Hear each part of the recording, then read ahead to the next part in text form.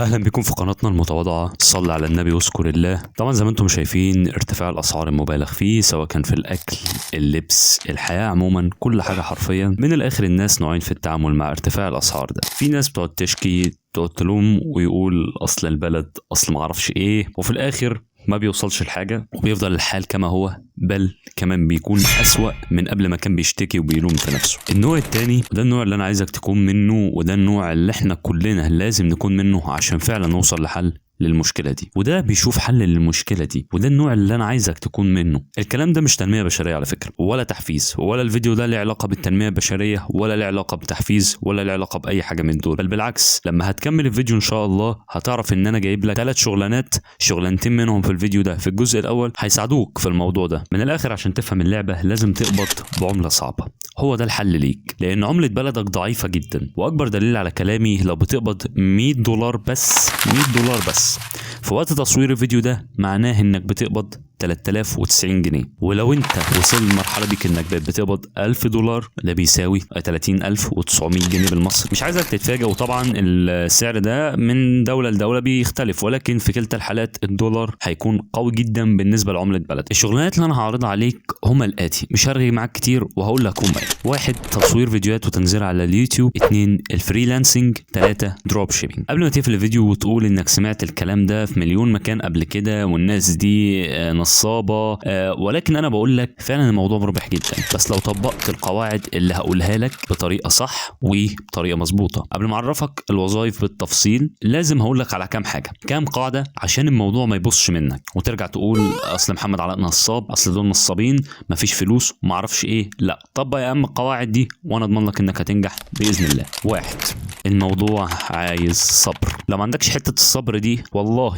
اي حاجه في الدنيا هتخشها هتخرب منك وهتحس انها مش بتكمل. على اقل تقدير اصبر في اي مجال هقوله لك يا اخي 6 شهور على الاقل، وهتشوف باذن الله نجاح باهر جدا. 2 اعمل الشغل بطريقه صح وما كروتش، خلي الشغل يطلع مظبوط جدا. يعني هو مش معنى ان هو شغل اونلاين وان هو على النت ان وكمان معلكش مدير وانك بتشتغل في الوقت اللي انت عايزه والكلام ده كله انك تستهزأ بالموضوع وتقول هطلع اي شغل وكروت الدنيا. الكلام ده ما بيحصلش، الكلام ده كله بقى حسيبك من كل الكلام ده، لان انا عايز اقول لك ان المقابل اللي هتاخده اضعاف المرتب اللي انت بتاخده من شركتك مهما كان مرتبك كام. انا عارف انا بقولي كويس جدا، لازم دي حاجه تحطها في الاعتبار انك لازم تطلع شغل قوي جدا وكويس جدا. لما تخلص الفيديو ده اختار مجال من اللي انا هقوله لك، وانا في الفيديو ده هقول لك مجالين، اختار منهم مجال وابدا فيه، وانا شايل لك مجال كمان في الجزء الثاني برضه هصوره لك. اليوتيوب عموما بقت منصه قويه جدا ان هي تقدر تجيب لك ارباح، بس الموضوع لازم اشرحه لك بطريقه بسيطه جدا، وانا هشرحه لك بطريقه بسيطه، بس الطريقه البسيطه دي هتخليك فاهم الموضوع بطريقه ذكيه جدا. تروح تشوف فيديوهات في اليوتيوب ازاي تعمل مونتاج، ازاي ترفع الفيديو على اليوتيوب، حاجات بسيطه وموجود لها مليار فيديو. اول حاجه هفهمك العمليه في اليوتيوب بتمشي ازاي. اليوتيوب بيقول لحضرتك انا اول حاجه انا هخليك ترفع فيديوهات عندي في المنصه، زي ما انا بصور الفيديو ده وبمنتجه وبعد كده برفعه على اليوتيوب. اليوتيوب بيقول لي عشان تبدا تاخد مني فلوس، مش بدي فلوس لاي حد. امال انت بتعمل ايه يا يوتيوب؟ ببساطه شديده بتحقق لي شرطين. اول شرط وهو انك تجيب لي 1000 مشترك عندك في القناه، وتجيب 4000 ساعه مشاهده. انت سمعت كلمه 4000 ساعه دي اكيد انت استغربت وقلت ده مستحيل اجيبها. لا بالعكس، انت لو عندك فيديو واحد جاب 30000 مشاهده او 20000 مشاهده، ودي في اليوتيوب سهل جدا انك تجيبها، ممكن تخبط في 1000 ساعه. دلوقتي انت جبت 1000 مشترك و4000 ساعه، بتبدا تقدم طلب لليوتيوب عشان يبدا يراجع قناتك، يشوف قناتك لو فيها مخالفه، لان طبعا اليوتيوب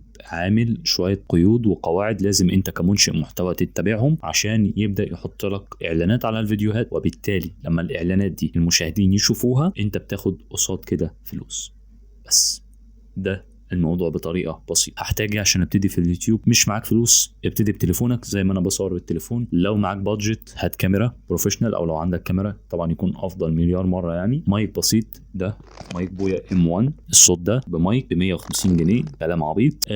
معرفه بسيطه بالمونتاج بس. وطبعا هتحتاج كمبيوتر هيسهل عليك الدنيا. طب مش معاك كمبيوتر، بتبدا تستخدم التليفون. البرامج اللي بتستخدمها في المونتاج السريع، الكمبيوتر بتاعك قوي هتستخدم برنامج في المونتاج اسمه ادوبي بريمير، ده اللي انا مستخدمه. طب لو انت الكمبيوتر بتاعك ضعيف هتستخدم برنامج اسمه كامتازيا ستوديو، برضو حلو جدا. ولو في التليفون هتستخدم كاب كات. بس نخش على تاني شغلانه معانا وهي الفريلانسنج. طبعا الفريلانسنج انت اتخطيت من الاسم يا عم، الاسم ده موضوع في قمه التفاهه. الفريلانسنج ببساطه شديده بتعمل خدمات، قصاد الخدمات دي بتاخد فيها فلوس. بس. طب الفريلانسنج مجالاته كتير جدا، كتير يعني مثلا التصميم، تاج، الفويس اوفر، الكوبي رايتنج. طبعا كل مجال من دول مجال كبير. انت بتمسك مجال من دول بتبدا تتعلمه وتتقنه كويس جدا، تعمل شويه شغل ليك كده على جنب، والشغل ده بتبدا توريه للناس، والله حضرتك لو عايز حاجه زي كده عم بعملها بس بمقابل كذا. ميزه الفريلانسنج ان انت بتشتغل في العالم كله، انت مش بتشتغل في مكان واحد، لا بتشتغل في العالم كله، بمعنى بتشتغل في العالم كله، وطبعا برضو بيجيب لك دخل بالدولار. الموضوع بسيط جدا، وزي ما قلت لكم الموضوع مش محتاج التعقيدات خالص، لا الموضوع والله تافه جدا وبسيط. طبعا طب انا هشتغل فين؟ في مواقع العمل الحر. عندك موقع مستقل، موقع خمسات، موقع ابورك. المواقع دي بتشتغل فيها عادي جدا، بترفع فيها الخدمات، بتعملها مثلا بسعر $5 $10، العميل بيخش بيشتريها، وبتبدا تتعاملوا مع بعضيكم، وانت بتقدم له خدمه اللي هو عايزها، وفي مقابلها بيديك فلوس. طب يا محمد يا علاء، في طريقه تانية؟ في طريقه تانية طبعا، انك تسوق لنفسك على السوشيال ميديا. مثلا واحد بيتصفح على السوشيال ميديا، عجبه الشغل بتاعك فعايز يشتغل معاك، فبيجيبك يقول لك الله انا عايزك تعمل لي كذا كذا، موافق؟ وانت بتقول له اوكي مفيش مشكله، بس بمقابل كذا. هو بيدفع لك الفلوس وانت بتدي له خدمه، خلصت عليك. بس يا شباب دول مجالين، طبعا في مجال ثالث وده اللي اسمه دروب شيبينج. ده بقى مجال في دنيا تانية، هقولهم لكم برضو بس في فيديو تاني، هيكون فيديو لوحدي عشان بس المعلومات ما تخشش في مع بعض.